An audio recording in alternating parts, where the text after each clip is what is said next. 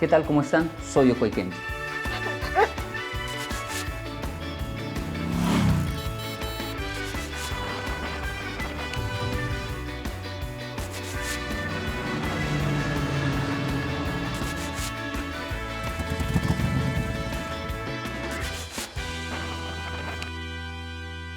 ¿Desde dónde nace esta necesidad de ayudar a otras personas? Creo que fue algo inconsciente, no fue exactamente una necesidad de ayudar a los demás. Hoy lo entiendo con claridad, antes tal vez no podía explicarlo de esta manera. Mi cerebro busca sobrevivir al tener que enfrentar dos culturas tan extremas, tan diferentes, y en esa búsqueda de equilibrio termina generando esta serie de conceptos, de reflexiones en dos idiomas, en dos culturas, y al transmitirlas en las escuelas, al contarle a los niños un poco cómo fue mi vida, cómo pude sobrevivir sin ningún tipo de técnica o pasos para el éxito, simplemente cómo tuve que sobrevivir ante dos culturas, resultó que gustó bastante, que aplicaba para muchos el tema de la disciplina y otra serie de conceptos. Y bueno, así decimos en Latinoamérica, sin querer queriendo, se fueron dando las cosas y hoy de alguna manera nos tienen como referentes en cuanto al tema del equilibrio, diría yo, que es esa búsqueda de disciplina y pasión sin caer en el fanatismo en ninguno de los dos lados. Eres colombiano, Kenji, tu padre también es japonés, pero como colombianos creo que te recordamos mucho con el tema de la disciplina, porque a nosotros nos cuesta mucho ese concepto. Y obviamente los japoneses son todo lo contrario. La cultura es muy disciplinada, muy estructurada. Tú has sacado lo mejor de las dos culturas, pero ¿qué es eso que tú crees que es el principio que debe utilizar una persona para comenzar a estructurar su vida y lograr mejores resultados? Debe, pienso yo, identificar primero cuál es su talento innato, es decir, cuáles son sus capacidades de fábrica, decimos, las que no le cuesta ejercer. En ese caso, por ejemplo, en el caso de los japoneses, es la disciplina. No es que ellos se esfuercen por ser disciplinados o se les aplauda tanta disciplina. La verdad es que el japonés, esa es su zona de confort, no le cuesta al japonés la disciplina, ese es su talento innato. Le cuesta la improvisación, le cuesta la flexibilidad en momentos de crisis, justo en lo que el latino es talentoso. Al latino no le cuesta la improvisación, no le cuesta ser flexible, acoplarse en momentos de crisis, y por eso no defiendo ninguno de los dos escenarios. Simplemente entender cuál es nuestra zona de confort y buscar lo contrario para poder tener equilibrio en la vida. Esa palabra la repites mucho y además te definen de esa manera. Eres una persona que buscas el equilibrio y la innovación. O sea, todo el tiempo estás en esa búsqueda, pero creo que es difícil encontrar ese equilibrio. Y para ti, ¿cuál ha sido esa mayor herramienta, por decirlo de alguna manera, que te ha permitido ir construyendo ese equilibrio y llevándolo a los demás? Sí, gracias. Esa es la palabra, es difícil. El equilibrio siempre es difícil porque es caminar en una línea muy delgada, es lograr balance. El equilibrio es complejo y uno de los primeros puntos es aceptar eso. Algo tan bueno no es fácil, pero una vez que se logra es sencillamente delicioso, saludable caminar en equilibrio en la vida. Y en cuanto a lo que se necesita para tener un buen equilibrio en la vida, es esencial para mí cambiar de entorno, porque la tendencia de nuestro cerebro es siempre quedarse en el lugar donde más a gusto está. No nos damos cuenta, pero de manera inconsciente siempre buscamos la misma clase de amigos. Siempre estamos escogiendo minuciosamente con quién nos relacionamos y que esas personas no afecten nuestra naturaleza innata. Así que terminamos con las mismas amistades, varían las personas, pero es la misma amistad que no me desafía a ser diferente. Mi cerebro evade las personas que siempre me están empujando a donde no es mi zona de confort. Entonces digo, inconscientemente esa persona no me gusta, no me da buena espina. En realidad es que esa persona tal vez me desafía a buscar, a tener equilibrio. Lo mismo pasa con ciertas situaciones, lugares, forzar mi cerebro a entrar a una zona que no es de mi confort, a un país, migrar a un país donde no es mi idioma, donde son diferentes, como aconteció conmigo a los 10 años, hace que inevitablemente busquemos el equilibrio para sobrevivir. A los 18 años, Kenji, yo me pregunto, tú después de haber vivido en Colombia, después de haber vivido en Japón, cuando uno tiene 18 años que está en ese medio de definir quién es, ¿cómo te definiste tú? ¿Cómo construiste esa persona que hoy eres?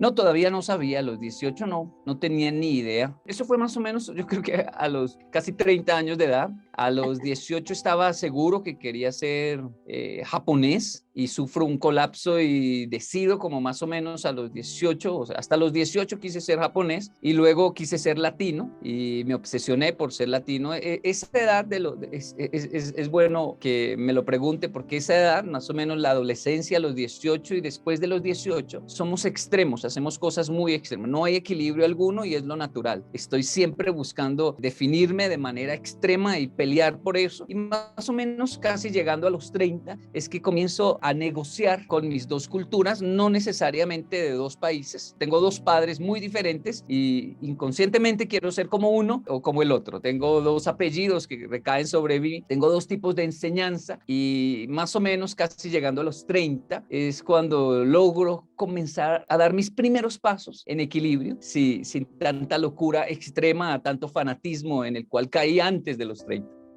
Hablábamos de la migración y creo que muchas personas pierden su identidad a la hora de salir de su país y pierden su camino, su propósito, cómo construir esa identidad después de salir de un país y llegar a uno donde eres completamente nuevo y donde te tienes que hacer. Muchas personas se pierden en eso y te lo estoy diciendo porque lo escucho todo el tiempo. Sí, yo pienso que no tienen cómo perder su identidad, no tienen cómo perder su bagaje. La cuestión está siempre en lograr aprender la cultura y el idioma, interiorizarlo, para no quedar en un limbo. Es muy fácil cuando se es migrante en otro país caer en el limbo. El limbo, todo lo contrario a lograr el equilibrio, es simplemente dejarse llevar por el viento de los acontecimientos sin desafío alguno. Esto es lo que hay, aquí me aceptaron. Para usted solo hay estos puestos y estas oportunidades, no hay más. Y se cae en el limbo donde digo, caramba, aquí en este país yo no soy nada, no soy nadie, no tengo oportunidad como en el mío. Entonces cuando regreso a mi país digo, caramba, yo tampoco soy de aquí ya no soy. Aquí las oportunidades ahora no me dan la talla, no me sirven. Y entonces vuelvo al otro y digo, pero aquí yo no doy la talla. Entonces caigo en un limbo donde en un lugar no me dan la talla y en el otro yo no doy la talla. Y salir de ese limbo es bastante complejo. Un ejemplo es como intentar salir, como veíamos en las películas, cuando alguien cae en la tierra movediza que se va tragando y en que entre más me muevo, más parece que me traga y debo calmarme, respirar. Y poco a poco ir saliendo de allí, aprendiendo el idioma, interiorizando, mirando cómo mi cerebro siempre busca el lado opuesto. Busco mi país, mi zona de confort en otro país, pero tampoco quiero vivir en mi país. Así que es una lucha constante para no caer en ese limbo, aceptarlo y desafiarme hasta que pueda dar pasos en terreno ajeno y entonces me doy cuenta que también tengo oportunidad en otros países, solo que el equilibrio fácil no es. ¿Cómo se crea ese cimiento para ser una persona disciplinada en cualquier cosa que haga para llegar al éxito? ¿Cuáles son esas bases, esos cimientos fuertes que tengo que construir para lograr esa disciplina? Todo depende realmente de cada persona. En mi caso necesito, una vez más, un entorno de desafío, buscar entornos de desafío. Me es complejo levantarme en la mañana muy temprano a ir a hacer ejercicio, solo no lo hago, pero cuando busco un amigo que me compromete y me dice, paso por usted a las 5 de la mañana, a las 5:30 estoy ahí y el loco llega y está timbrando en mi casa, pues yo ya no puedo decirle, hey, no voy a ir, sino que me obliga a salir y siempre hay personas que lo hacen de manera natural, esta es su zona de confort y me involucro con estas personas, me comprometo con ellas y ya no les puedo decir que no, así que estoy corriendo todos los días con estas personas porque hacen parte de mi desafío. Siempre busco compromisos que logren que yo alcance ese equilibrio que necesito. Debo comprometerme. Es un sabotaje que hace el cerebro cuando dice, no, yo llego, no, yo me levanto y les llego allá, no, pasen por mí, porque si no pasan por mí, yo no voy a llegar. Yo me conozco. Pasen por mí. No, venga, yo, ¿dónde firmo? Y cuando mi cerebro entiende que va a perder un montón de dinero si no lo hace, entonces lo hace. Es un poco como el comportamiento nuestro como latinos en países extranjeros donde las leyes cambian. Así que ese compromiso, ese desafío de entorno para mí es esencial. El desarrollo de la integridad, Kenji, yo creo que no para todos, cada persona tiene su definición de qué es ser íntegro, cómo definir su integridad en su vida, pero cuál es esa, digamos que cuál es esa pregunta que nos podemos hacer para entender cuál es nuestra integridad y cómo nosotros, digamos que nos comunicamos con el mundo, porque no siempre tenemos claro y a veces tenemos una cantidad de problemas en nuestro entorno y no entendemos esa base que nos identifica y que nos caracteriza con los demás. Sí, bueno, allí también hay otra búsqueda de equilibrio en un entorno diferente como lo es. ¿Cuáles son mis principios, mis creencias? Entenderlos, entender mis principios y entender mis creencias con las cuales yo crecí. Generalmente es la voz de papá, de mamá, de aquel que nos crió y se convierte en una voz interna de lo que está bien y lo que está mal.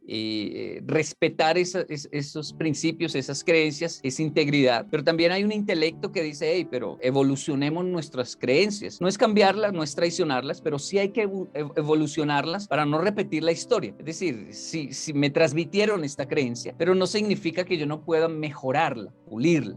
Así que evoluciono mis creencias para no quedar atrapado al pasado, anticuado. Y hay creencias que son atemporales, que siempre serán vigentes, pero sí se pueden mejorar la forma en que las transmitimos y las entendemos a la siguiente generación, porque es evidente que nuestro entorno va evolucionando y si no aprendemos a transmitirlas, a entenderlas, a evolucionarlas, pues vamos a quedar para atrás chocando como personas, como seres arcaicos ante la nueva generación. Lo otro es también entender que no todo el mundo tiene las mismas creencias, que los mismos principios. Pero genera mucho conflicto eso. Claro, y poder respetar las creencias de los demás, poder entender, ahí viene el equilibrio, la línea delgada en cuanto al respeto a las creencias de otros y también a las mías. Espero del otro lado también exista un respeto y podamos hablar, dialogar, a pesar de que pensamos diferentes. Esto todavía nos cuesta mucho, pero la idea es encontrar personas que piensan totalmente distinto y sin embargo poder mantener una conversación, hacer equipo de trabajo, a pesar de tener principios y creencias diferentes, pero siempre en algo vamos a estar de acuerdo y a veces ese algo en el que estamos de acuerdo es nuestro trabajo y eso nos hace seres realmente en evolución. Y trabajas con jóvenes y creo que en este tiempo ser escuchado por jóvenes es vital. Un mundo de tanto movimiento, donde las prioridades se han cambiado. ¿Cómo has logrado conectar con tantos jóvenes y qué le dices a la gente para que conecte con sus jóvenes, para poder crear de ellos personas que puedan cumplir su propósito, crear de ellos personas que puedan llegar lejos en su vida? Bueno, realmente no es difícil adquirir el lenguaje de los jóvenes cuando se tiene hijos. Bueno, nuestro hijo mayor, Kenji David y Keigo Daniel. Así que debo estar en un constante diálogo del universo que los rodea a ellos, de su música, de las series que ven, de lo que leen, de lo que escuchan. Me sorprenden muchísimo. Ellos están incursionando siempre en nuestro mundo de la sociedad, de los adultos, para tener buenas calificaciones, para sorprender al maestro, al profesor, a la sociedad, para decir yo sé de eso. Y nosotros los adultos estamos constantemente incursionando en ese mundo en el que ellos están, que es el de los juegos. Entender cuáles son sus juegos, de qué se tratan sus dinámicas, por qué pueden durar tantas horas jugando algo, viendo una serie que en principio a mí me puede parecer tonta, ridícula, inútil, pero una vez que entro, incursiono en sus mundos, digo, wow, esto es fascinante, no lo había entendido, pero están enseñando principios buenos a través de esta serie, que la carátula parece loca, obscena, diabólica, cualquier adjetivo que yo le dé a una serie, que en realidad no me he dado el tiempo de asistirla para entender el universo de mis hijos y por ende el de la juventud actual, ¿no? Entonces, por mis hijos lo hago, inevitablemente esto se refleja en mi mensaje, el cual nace realmente de manera orgánica. Yo siempre lo he dicho y lo sostengo hasta hoy, tengo 42 años, no nací con un talento, nací y crecí en un entorno complejo como la mayoría de los latinos y mi cerebro tuvo que huir a enfocarse en algo. Mis patologías crearon esta disciplina. Si hoy hay un talento es debido a las patologías a las cuales se tuvo que enfrentar mi cerebro. ¿Le gustaría que su hijo tuviese el mismo talento? Uno dice, no, no, no, no. Ojalá tenga los propios, porque lo que yo viví fue demasiado pesado, fuerte. Yo sobreviví y para sobrevivir hago lo que hago. ¿Qué te falta hacer? ¿Cuál es ese sueño que tienes en la próxima etapa de tu vida? Todos te vemos a ti, hablándonos a todos de cómo construir nuestro propósito, lograr el éxito, evolucionar. Pero ¿cuál es ese próximo paso que te quieres dar en tu vida? Volver a lo básico, tener salud mental, lograr equilibrio y paz, pero en mi alma, independientemente del público, porque una vez más, como lo dije, lo que hemos logrado hasta acá, hasta este momento ha sido por crisis patológicas, por fuertes crisis de identidad, y en este momento, después de uno alcanzar muchos éxitos, los cuales agradecemos enormemente, el cerebro se cansa y dice, no, no quiero más éxitos, necesito plenitud. Necesito tranquilidad y para eso se requiere por eso mucha terapia, mucha visita al psicólogo, mucho diálogo, mucha reflexión, mucho entorno tranquilo, sacrificar mucho éxito por algo aún más valioso que es la plenitud, la tranquilidad, la salud mental. Solo que la inercia es muy fuerte, hay una inercia de, hey, necesitamos más, quiero más. Como paro este carro, ¿no? Que ya lleva todos estos sí. años andando. Sí, y si lo detengo, viene una culpa terrible. No hicimos nada hoy. Y una culpa de tengo que ganarme el pan de hoy. No, usted ya tiene pan para morir, a morir comiendo pan. No, pero mi cerebro dice, no, necesito el pan de hoy. Algo, ¿qué sacrificio hago? La palabra sacrificio nos dio muchos éxitos, pero también nos hace muchísimo daño. ¿Por qué tengo que sacrificarme? ¿Por qué pienso que yo debo ser un borrego en la existencia, en mi universo, para poder satisfacer a otros cuando mi alma ya está pidiendo no más locura? En esa búsqueda de equilibrio se cometió mucho fanatismo y esa inercia es muy fuerte, una tendencia casi cíclica. Por ciclos veo que pongo en riesgo mi vida, acepto desafíos loquísimos solo para sentirme vivo como si no lo estuviese, solo para sentirme único como si realmente no lo fuera. ¿No? Queremos más y más y finalmente los que nos vamos a hacer daño somos nosotros. Así que hay un momento en el cual hay que parar y decir, hey, quiero la atención de solo uno de esos y soy yo mismo. Quiero ir a verme una película solo y no sentir culpa. Estaba en España, en el Museo del Juguete, cerca al Museo de Salvador Dalí. Hay allí un museo del juguete y muestran los juguetes más antiguos hasta los actuales. Y encuentra uno muchos de sus juguetes de infancia. Dice, ay, yo jugaba con esto. Pero decidí entrar a ese museo solo, a pesar de que estaba allí con toda la familia. Dije, voy a hacer esto solo. Y tuve que mirarme en el reflejo de los vídeos y decir, hey, jugábamos con esto, ¿no? Ya es difícil porque siempre estoy rodeado de público, de audiencia, pero ahora le estoy dando prioridad al reflejo del espejo y decirle, hey, jugábamos con esto, ¿no? Y viví momentos hermosos que no quedaron registrados en ninguna cámara, pero sí en mi mente y mi corazón, y creo que este punto de búsqueda de plenitud para mí está siendo muy importante. Gracias por este espacio y sobre todo este final en el que tu forma de hablar genera paz y creo que uno tiene que aprender a eso y al final ese es el equilibrio.